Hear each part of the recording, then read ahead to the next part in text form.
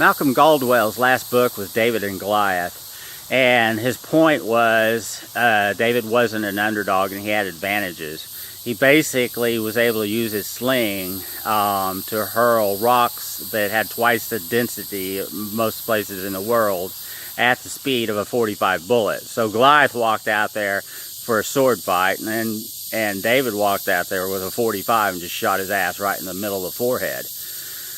And so he had no fear. And if you read the biblical story, he talks about killing lions and bears, and he also ripped sheep out of the wolf's mouth. So he was a specimen. He was a physical specimen, even though his family discarded him.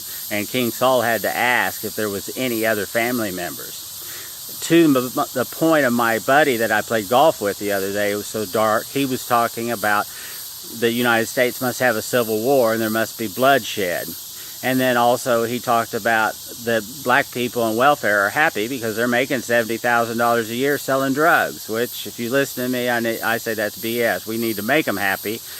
And that's what my whole plan is, and that's being able to change the plan, and then just like David, and I'm not the underdog. So let's go to the dark side and see exactly what my buddy was talking about. So 10 years ago, all the conservative media started talking about Obama being the leader of this movement, and liberal media basically started creating the movement. So what the movement is, and what the writings have been for decades, is all these million gang members are going to end up breaking out all the convicts out of the prisons, and the prisoners are going to run for the Walmarts and then sporting goods stores and run into people's houses and take all the guns and food. So basically, to get them out, our military would have to fly over, just like in Syria, and drop bombs on the suburbs to kill the cockroaches that are in the houses, which everybody else will die, just like in Syria. Plus the suburbs will be destroyed. And another thing,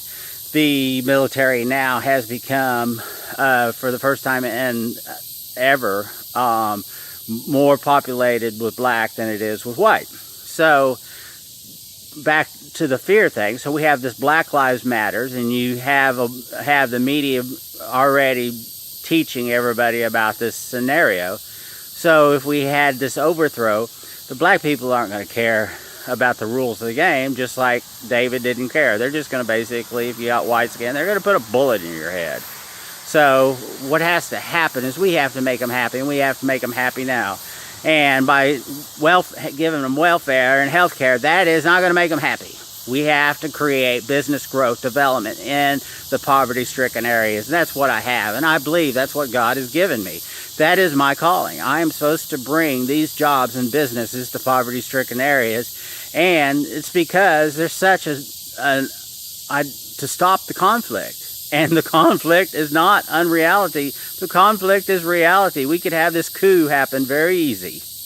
It's time to help me get this going so we can make black lives happy.